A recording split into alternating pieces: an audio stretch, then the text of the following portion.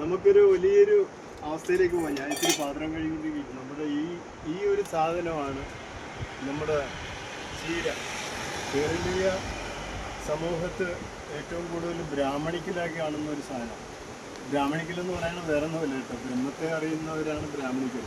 ബ്രഹ്മജ്ഞാനമായിട്ട് base ചെയ്യുന്ന ഒരു പ്രകൃതിയുടെ വലിയൊരു ഔഷധമാണ്. ഇതിനെക്കുറിച്ച് ആർക്കും അറിയത്തില്ല. ഇത് കൂടുതലും പട്ടതി ചീര എന്നാണ് പറയുന്നത് നാട്ടിൽ. പല പേരുകളുണ്ട്. ഞാനതിൻ്റെ ഡെഫിനിഷനും അതിനെക്കുറിച്ചും ഡീറ്റെയിൽ വേണം പിന്നീട് പറയാം. അപ്പോൾ ഈ ചീരയുടെ ഗുണം ഭയങ്കരമാണ്. കാര്യം നിങ്ങളിത് നോക്കിയാൽ മതി, ഇതിൻ്റെ തണ്ടു ഇലയ്ക്കുള്ള കരുത്ത് വേറെ ഒരു ചീരയ്ക്കും ഇല്ല. മറ്റുള്ള എല്ലാ ചീരയും തളർന്നു പോകും. ഇതിന് ഭയങ്കരമാണ്. അതിൻ്റെ ഭംഗിയുള്ള പൂക്കൾ തന്നെയാണ്. എന്ത് രസമാണെന്നറിയാം. ഇത് പട്ടത്തികളെന്ന് പറഞ്ഞാൽ ബ്രാഹ്മണ സമൂഹത്തിൽപ്പെട്ട ആൾക്കാരാണ്, അറിയാമല്ല. അവരുടെ ഈറ്റിലങ്ങളിൽ അവരുടെ അഗ്രഹാരങ്ങളിൽ ഇത് ഭയങ്കരമായിട്ട് വളർത്തും. ഞാൻ ആ വീട്ടിൽ വളർന്നിട്ടുണ്ട്. എൻ്റെ ഒരു ജീവിതത്തിൽ ഞാൻ പറഞ്ഞിട്ടുണ്ട്, ഒരിക്കൽ ഞാൻ പൂനൂലിട്ട് ഒരു ബ്രാഹ്മണ ജീവിതം നയിക്കപ്പെട്ടത് കൊണ്ട് അങ്ങനെ ജീവിച്ചപ്പോൾ കൊണ്ട് തന്നെ അവരുടെ വീക്ഷണത്തിൻ്റെ ഭക്ഷണ സ്വഭാവങ്ങളെക്കുറിച്ചുള്ള പ്രകൃതിയോടുള്ള കരുണയും അതിനുള്ള സ്നേഹവും അത് എത്രത്തോളം ശരീരത്തിന് വിറ്റാമിൻസ് നൽകുന്നെന്നുള്ളതിൽ ഏറ്റവും പ്രധാനമായൊരു ചീരയാണ്.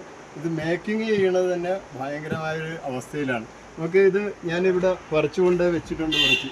അപ്പം ഞാനത് അരിയാണ്. എന്താ ഇത് അരിഞ്ഞ് ഇതിൻ്റെ ഓരോ പൂക്കളും, ഈ പൂക്കളിലെന്ന് പറഞ്ഞാൽ നമുക്കറിയാം, അമ്പലത്തിലെടുത്താൽ ഈ പൂവിൻ്റെ ഉള്ളിലിരിക്കുന്ന പൂമ്പൊടികൾ എടുത്ത് കളയും. കാര്യം അത് പരിണാമം നടക്കുന്ന അല്ല പരാഗണം നടക്കുന്നത് കൊണ്ടാണ്. അപ്പോൾ എന്ന് പറഞ്ഞ പോലെ ഇതിനും പൂക്കൾ മാറ്റണം. ഇതിനൊക്കെ ഒരുപാട് വിഷയങ്ങൾ പറയാനുണ്ട്. ഒരുപാട് ഈ ഇലകളെക്കുറിച്ചും പൂക്കളെക്കുറിച്ചും തണ്ടുകളെക്കുറിച്ചും പറയണം. അപ്പോൾ നമുക്കത് വിശാലമായി നമുക്ക് ഇതിൻ്റെ മേക്കിങ്ങിലൂടെ ഒരു നല്ല രീതിയിൽ ഇതിനെക്കുറിച്ച് നമുക്കൊരു ഡെഫിനിഷൻ, എന്താണ് ഈ ചീര, അത് മാത്രമല്ല അതിൻ്റെ ഔഷധ ഗുണം എന്താണ് ഈ ബ്രാഹ്മണർ മാത്രം ഇത് കഴിക്കുന്നത് കൂടുതലും. ഇവിടെ സാധാരണ ആൾക്കാർ കഴിക്കാൻ തുടങ്ങിയിട്ടുണ്ട്. ജനകീയമായിട്ട് ഭക്ഷണമാണ്.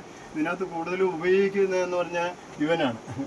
അത് എന്താണെന്നറിയാമല്ല, പരിപ്പ്. അപ്പോൾ പരിപ്പ് ഇവനുമായിട്ടുള്ള കോമ്പിനേഷൻ ഭയങ്കര. അപ്പോൾ നമുക്കത് രുചികരമായ ഒരു ഭക്ഷണത്തിലേക്ക് ഞാൻ പോവുകയാണ്. നമുക്കത് അതിൻ്റെ മേക്കിങ് തുടങ്ങാനാണ്. നിങ്ങൾ അതിലേക്ക് സഞ്ചരിപ്പിക്കാം. Okay, thank you. പൂവുള്ള അതെല്ലാം നമ്മളെടുത്ത് കളഞ്ഞ് കണ്ട എല്ലാം കളഞ്ഞ് അതിനെ നല്ല രീതിയിലാക്കിയെടുത്ത് ഇപ്പോൾ ഇത്ര ഇങ്ങനെ ആക്കി. ഇതിനകത്ത് ഇതിനകത്ത് ചെറിയ പുഴുവൊക്കെ ഉള്ള സാധനമൊക്കെ ഉണ്ട്. കണ്ട ആ എല്ലാം എടുത്ത് കളയണം. കുറേ സാധനങ്ങളുണ്ട്. എന്താ പുഴുവൊക്കെ ഉള്ള സാധനങ്ങൾ എടുത്ത് നമ്മൾ കഴിഞ്ഞ് കഴിഞ്ഞാൽ പിന്നെ നമുക്ക് കിട്ടുന്ന പരിപാടി ഇവനെ വെച്ചിട്ട് അതിൻ്റെ വലിയ തണ്ട് അത് കളയണം. താഴ്ത്തണ്ട് കഴിഞ്ഞാൽ ഇങ്ങനെ ഇരിക്കും. ഇങ്ങനെ ഇരുന്നാൽ നമുക്കങ്ങ് അരിഞ്ഞെടുക്കാം എന്ന കാര്യമുണ്ട്. കേട്ടോ,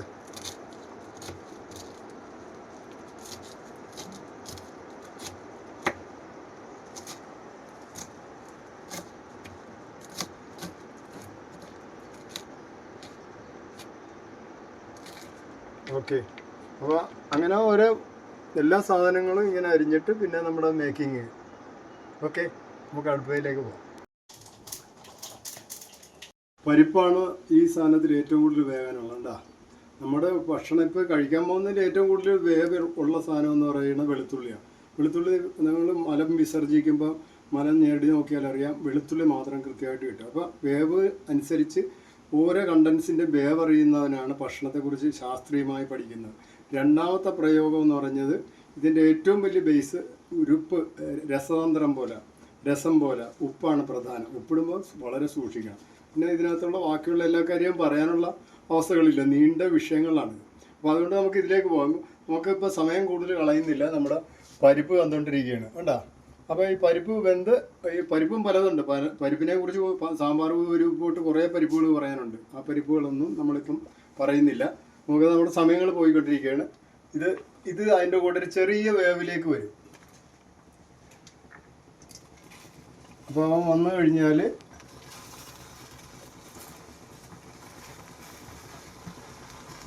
ഒന്ന് ചെറുതായിട്ട് ഇതുകൊണ്ട് നമ്മുടെ അവസ്ഥകൾ ഇപ്പം തവിയുടെ ഉണ്ട്. അപ്പം നമ്മുടെ തവി കൊണ്ടൊന്ന് പതുക്കെ ഇളക്കി കൊടുക്കണം. ഇപ്പോഴത്തെ നമ്മുടെ സ്പീഡ് പരിപാടി ആയതുകൊണ്ടാണ് ചില സാധനങ്ങൾ ഞങ്ങളിപ്പോൾ ഇവിടത്തേക്ക് താമസം മാറി വന്നതാണ്. അതുകൊണ്ട് ചില സാങ്കേതിക പ്രശ്നമുണ്ട്. ഈ കുക്കിങ്ങിന് ആവശ്യമുള്ള മെറ്റീരിയലുകളൊന്നുമില്ല. അപ്പോൾ ഇതിനിടയിൽ ഒരു ചെറിയ എണ്ണയൊക്കെ ശകലമൊക്കെ ഒഴിച്ചു കൊടുത്ത് ഒരു ചെറിയ പരിപാടിയുണ്ട്. അത് നമ്മുടെ മറ്റേ വറവ് നടക്കുമ്പോൾ അതിനകത്ത് നടന്നോളും. ഓക്കെ, അപ്പോൾ നമുക്ക് അടുത്തതിലേക്ക് പോവാം. ഈ സാധനങ്ങൾ ഇടാനുള്ള നമ്മുടെ പരുവത്തിലെത്തിയിരിക്കുകയാണ്. കണ്ടോ, പരിപ്പ് നന്നായിട്ട് ഏകദേശമൊക്കെ വെന്ത് അതിനകത്തേക്ക് ചായമായി ഇവനുമായിട്ടുണ്ട്. അപ്പോൾ ആ ഒരു മഴുവഴുപ്പ്, അതായത് ഈ ചീരയ്ക്കുള്ള പ്രത്യേകത എന്ന് പറയുന്നത് വെള്ളം ഏറ്റവും കൂടുതലുള്ള ചീരയാണ്. വേറെ ഒരു ചീരയ്ക്കും ഇല്ല. നമ്മൾ മുമ്പ് മഷിത്തണ്ട് പോലൊരു സാധനമാണ്. അപ്പോൾ ഇതിനകത്ത് നമ്മളിപ്പോൾ ഇനി കുറേ സാധനങ്ങളിലേക്ക് നമ്മൾ വരും. അത് നമുക്ക് അടുത്ത അവസ്ഥയിലേക്ക് കടക്കാം. ഇപ്പം കുറേ പാകത്തിലാണ്. പിന്നെ തീയെക്കുറിച്ച് നമ്മൾ ചിന്തിക്കണം. ഇത് തീ എന്ന് പറയുന്ന സാധനം ഇതനുസരിച്ച് ഈ വെള്ളം, ഇത് അലുമിനിയം പാത്രമല്ല, ഇത് സ്റ്റീലാണ്. അപ്പോൾ ഈ സ്റ്റീലിനൊരു പ്രത്യേകത ഉണ്ട്. അടിത്തട്ട് ഏറ്റവും കൂടുതൽ കയറി പരിപ്പിൽ ആദ്യം പിടിക്കും, അത് കഴിഞ്ഞ് ഇവൻ പിടിക്കും, പിന്നെ കുളമാകും. അതുകൊണ്ട് നമുക്ക് പുക ചൊവ്വയെന്ന് പറയും. അപ്പോൾ ആ കറയൊന്നും പിടിപ്പിക്കേണ്ട. നമ്മളിപ്പം വട്ടത്തിന് നന്നായിട്ടുണ്ട്, കുഴപ്പമില്ല. നമുക്ക് അടുത്ത സെക്ഷനിലേക്ക് പോകാം. ചീരനെ നമ്മൾ വേറെ ഒരു പാത്രത്തിലേക്ക് മാറ്റിയെടുക്കണം കേട്ടോ. അതിൽ വെള്ളമൊക്കെ ഒന്ന് ഊറ്റിക്കളയാനുണ്ടേ. ചൂടാക്കാൻ പാത്രത്തിൽ.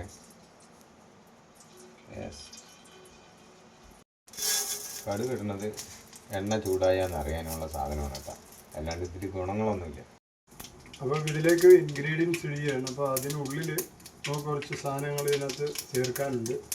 അപ്പം ആ ചേർക്കാനുള്ളതെല്ലാം ഞാനിവിടെ ക്ലിയർ ചെയ്തിട്ടുണ്ട്. അപ്പോൾ കുക്ക് ഇവിടെ നിന്ന് ഇട്ടേരും. നന്നായി നമുക്ക് അതിലേക്ക് ഉള്ളി, തക്കാളി, പച്ചമുളക് ഇട്ട് കൊടുക്കാം.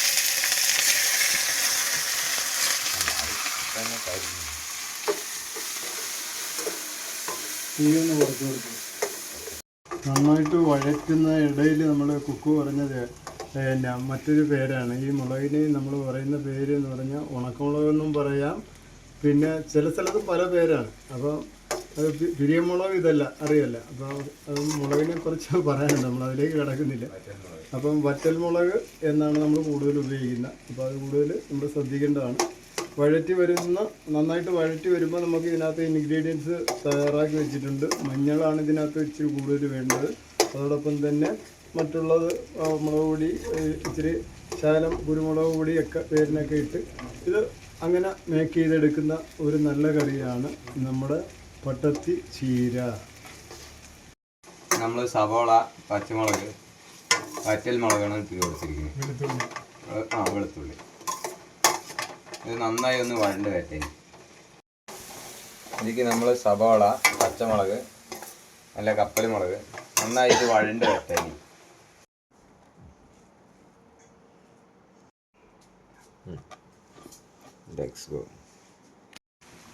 മഞ്ഞപ്പൊടി ഇതിന് വേണ്ടത്. മുളക് ഓൾറെഡി ഇട്ടത് കൊണ്ട് നമുക്ക് മുളക് പൊടി അത്ര ആവശ്യമില്ല, 1 ടീസ്പൂൺ മതി. പിന്നെ അതുപോലെ തന്നെയാണ് മല്ലിപ്പൊടി. അതെ, ഇത് മല്ലിപ്പൊടിയാണ്. അതൊരു 1/2 ടീസ്പൂൺ മതി. പിന്നെ ഇതിലേക്ക് വേണ്ടത് കുരുമുളക് പൊടിയാണ്. അത് നമുക്ക് ഒരു മഞ്ഞൾ ഒരല്പം കൂടി ഇട്ട് ശകലം മതി. ഇത് നന്നായി റോസ്റ്റ് ചെയ്തെടുക്കുക.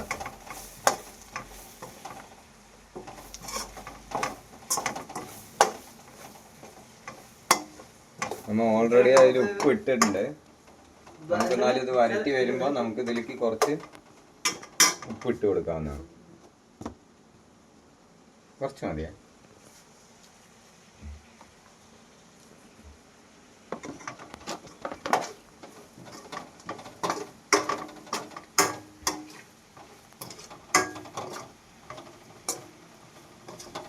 എന്നതിന് ശേഷം ഇതിൽ തേങ്ങാപ്പേരിടും. നമ്മൾ കൊട്ടി വെച്ച സാധനം തേങ്ങ നന്നായിട്ട് ചെറിയ തേങ്ങയാണ്. അപ്പോൾ അത് നന്നായി നമ്മളിതിൽ വരട്ടിയെടുക്കും.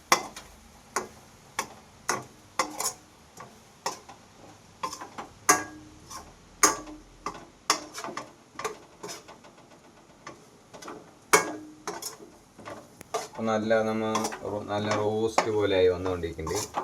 ആയിക്കോളെ.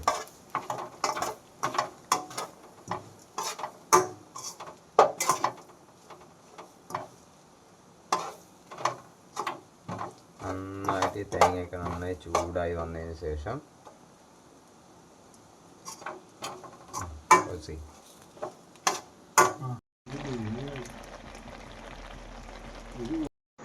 പട്ടത്തി ചീര മേക്കിംഗ് കഴിഞ്ഞ് നമുക്ക് കഴിക്കാനുള്ള അവസ്ഥയിലാണ്. ഞാൻ മാത്രമല്ല, നമ്മുടെ സൗഹൃദങ്ങളെല്ലാം തയ്യാറായിരിക്കുകയാണ്.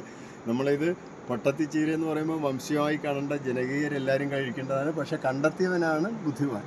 ആ ബുദ്ധിമാൻ്റെ പേരിലാണ് ഈ ചീര നിൽക്കുന്നതെങ്കിലും സാധാരണ എല്ലാവർക്കും കഴിക്കാം. പക്ഷേ ഇത് വളരെ ടേസ്റ്റ് മാത്രമല്ല, ഗുണം ഫലതമാണ്. അപ്പോൾ നമുക്ക് ഇനിയും വീണ്ടും ഇതുപോലെ ഒരുപാട് വീഡിയോകൾ വരേണ്ടതല്ലേ. അപ്പോൾ നിങ്ങൾ സബ്സ്ക്രൈബേഴ്സ് ആകണം നമ്മുടെ കൂട്ടത്തിൽ. അതോടൊപ്പം തന്നെ ഷെയർ ചെയ്യുകയും എന്തെങ്കിലും കമൻറ്റുകൾ പറഞ്ഞാൽ മാത്രമേ നമുക്ക് അടുത്തൊരു വീഡിയോ ആയിട്ട് നമ്മുടെ മുന്നിലേക്ക് വരാൻ പറ്റുള്ളൂ. തീർച്ചയായും ഞങ്ങളതിന് തയ്യാറായി. നിങ്ങളും അതൊരു പരീക്ഷണത്തിനായിട്ടല്ല, നിങ്ങളുടെ ജീവിതത്തിൻ്റെ ഭാഗമാക്കി ഒന്ന് കഴിച്ചു നോക്ക്. അത് കഴിഞ്ഞ് നമുക്കതിനെക്കുറിച്ച് ചർച്ച ചെയ്യാം. Okay, thank U. അടുത്ത വരവിലായി കാത്തിരിക്കുക. രുദ്രൻ ഭായ്.